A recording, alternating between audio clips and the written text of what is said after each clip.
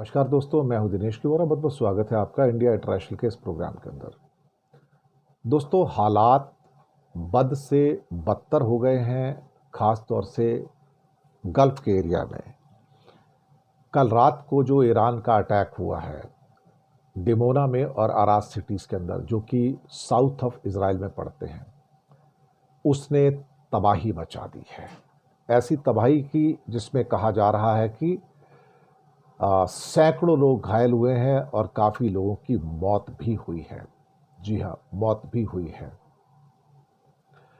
मुझे लगता है कि अब इज़राइल के कई न्यूज़पेपर भी हैं जो अब ये सवाल उठा रहे हैं कि जिस डिमोना और अराद के ऊपर 5 लेयर की सिक्योरिटी थी, एयर डिफेंस थे, वो वहाँ पर मिसाइलें पहुँचकर उन्होंने तबाही कैसे मचा दी। अमेरिका के अड्डे तो निशाने पे थे, लेकिन दक्षिण में ये डिमोना तक, वहाँ तक पहुँचना मिसाइल्स का, और इज़राइल के अखबार बोलते हैं कि ये सबसे हमारी क़यामत की रात थी, क़यामत की रात थी। और ये यहाँ पर तो सब कुछ था, एरो सिस्टम थे, आयरन डोम थे, थार्ड सिस्टम थे, पैट्रियट थे, डेविड स्लिंग था, सब कुछ तो था यहाँ पर। 5 लेयर की जो पूरी थी वो ईरान की मिसाइलों को रोक नहीं पाई। और जो कल रात को हुआ वो क़यामत बरसी है यहाँ पर। और ईरान की मिसाइलें दिमोना तक पहुँची, अराद तक पहुँची, और जो तबाही मचाई है उससे त्राहिमाम त्राहिमाम। बल्कि अब इज़राइल चिल्ला रहा है कि आपने तो वॉर क्राइम किया है, आप तो टेररिस्ट हो, आप मासूम लोगों को मार रहे हो। कमाल की बात है। एक कातिल जेनोसाइडर नेतन्याहू, जिसने अब तक 20,000 से ज़्यादा बच्चे मार दिए गजा के अंदर, वो दूसरों को वो वॉर क्राइम के रूल्स समझा रहा है। कमाल की बात है। और उसके बारे में कोई कुछ नहीं कह रहा। 1,000 लोगों को बैरूत में, लेबनान में मार दिया पिछले 10-15 दिन के अंदर। वहाँ 200 बच्चे मारे गए हैं, कोई कुछ नहीं कह रहा।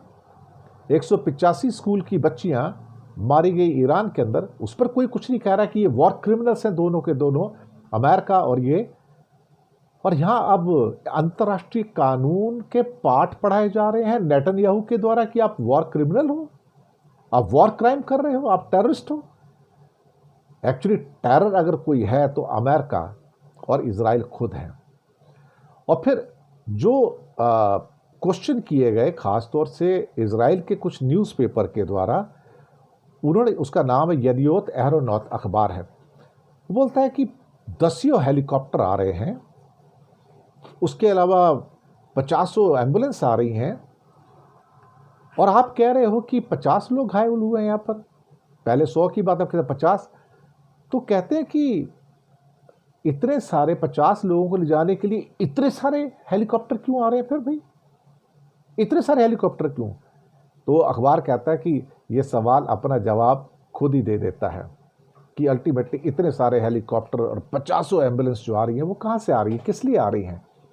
यानी कि जो इंजर्ड हुए हैं और जो मारे गए हैं उनकी संख्या कहीं ज़्यादा है। और वहाँ के पत्रकारों के ऊपर और जो वहाँ पर लोग हैं उनके ऊपर प्रेशर बना दिया गया कि यहाँ की खबर बाहर नहीं जानी चाहिए। लेकिन जिस ढंग से कुछ तस्वीरें जो निकल कर बाहर आई हैं, जिस ढंग से बिल्डिंग पे बिल्डिंग टूटी हैं, जो तबाही मची है वहाँ पर, वो ऐसी तबाही अभी तक इज़राइल के किसी भी शहर में अभी तक हमने नहीं देखी थी जो इन शहरों में देखी। और वो कहाँ 5 लेयर का जो डिफेंस था वो कहाँ चला गया भाई। हम पहले से कहते आ रहे हैं कि 17,000 किलोमीटर की स्पीड से जब कोई मिसाइल आएगी तो तब आप क्या करोगे, तब आपके हाथ में क्या होता है, तब क्या आप कुछ कर सकते हो उसके बारे में? नहीं कर सकते ना। तो आपकी जो स्पीड है हाइपरसोनिक मिसाइल की, किसे रोक पाना ऑलमोस्ट नामुमकिन के बराबर है। और दिमोना के अलावा अराश शहर को भी तबाह कर दिया पूरा का पूरा। इसके अलावा एक रियाद सिटी है जो कि दक्षिण का बंदरगाह है, जो लाल सागर से लगा हुआ है, वो भी इम्पॉर्टेंट है। तो कहानी दिलचस्पी ये है यहाँ पर कि ईरान का दावा है कि 200 से ज़्यादा लोग मारे गए हैं और घायल हुए हैं। वो बात सही लगती है। और अखबारें कह रही हैं कि जो पिक्चर वहाँ से निकल के आ रही है वो पिक्चर कहीं ज़्यादा भयानक है, जिसके बारे में जिसे कहा जाता है कि जो इज़राइल के सरकार जो है जो कहने की कोशिश कर रही है, उसके मुकाबले ये जो पिक्चर यहाँ से निकल के आई है वो कहीं ज़्यादा भयंकर है यहाँ पर।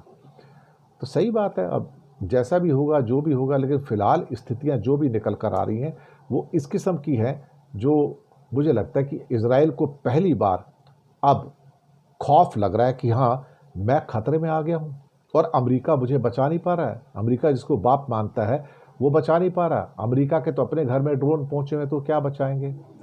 जंग की चपेट में पूरा मिडल ईस्ट आ चुका है। इस बीच सऊदी ने कुछ ईरान के डिप्लोमेट्स को निकाल दिया और कहा कि आप तुरंत सऊदी छोड़ के चले जाओ, लेकिन एम्बेसडर को नहीं निकाला। कुछ छोटे जो 5-6 आदमी उनको कहा कि तुम छोड़ के चले जाओ, लेकिन उससे होगा क्या? होगा क्या? उससे होने वाला कुछ नहीं है। लेकिन इस बीच में दुबई के ऊपर हमले और बढ़ गए, यूएई के ऊपर। अब तक 341 बैलिस्टिक मिसाइल और 1700 से ज़्यादा ड्रोन किए। यूएई ने ईरान के हमलों को रोका भी है और अभी तक 341 बैलिस्टिक मिसाइल और 1700 से अधिक ड्रोन जो मारे गए, उसमें कईयों को उन्होंने रोकने में कामयाबी आई है। लेकिन पिछले 23 दिनों से आज 23rd डे चल रहा है और दोनों तरफ से हमले हो रहे हैं, लेकिन अभी तक यूएई का या सऊदी का, कतर का हिम्मत नहीं पड़ी है कि वो ईरान पे अटैक करे। वो बातें ज़रूर कर रहे हैं, लेकिन उनकी ईरान पर अटैक करने की हिम्मत नहीं पड़ी। उनको मालूम है अटैक एक बार कर दिया तो फिर उसके बाद कोई इसका अंत ही नहीं है। फिर तो आप ऐसे फंस गए कि आप निकल नहीं पाएंगे।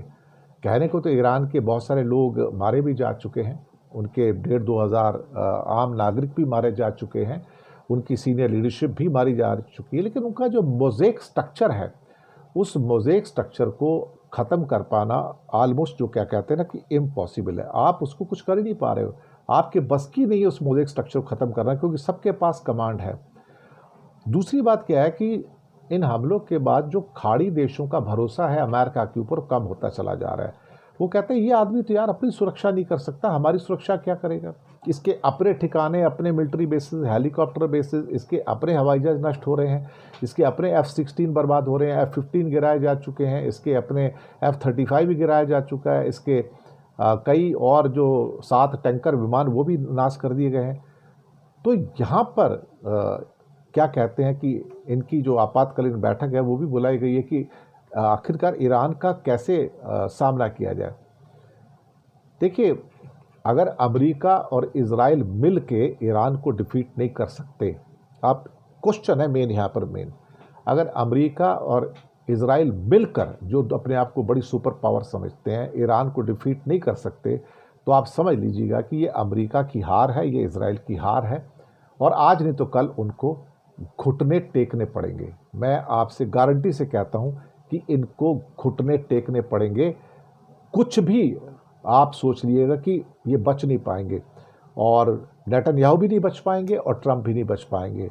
हॉर्मुज़ तो बेसिकली एक शुरुआत मात्र है और ईरान की एक सलाहियत ये कि उसने वहाँ के जो भूगोल है, जो ज्योग्राफी है, उसको अपना हथियार बना लिया है।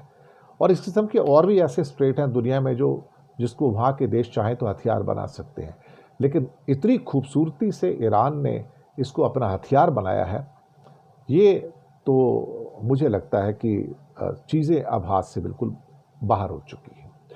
तो शुक्रिया आपका बहुत बहुत। चैनल को सब्सक्राइब कीजिएगा, हो सके तो छोटी छोटी आर्थिक मदद भी कर सकते हैं। नीचे हमने आपके लिए UPI नंबर और बैंक अकाउंट नंबर भी दिए हैं। किसी एक को चुनकर छोटी सी मदद करेंगे तो अच्छी पत्रकारिता को बचाने में आप हमारे सहयोगी भी बनेंगे। धन्यवाद आपका।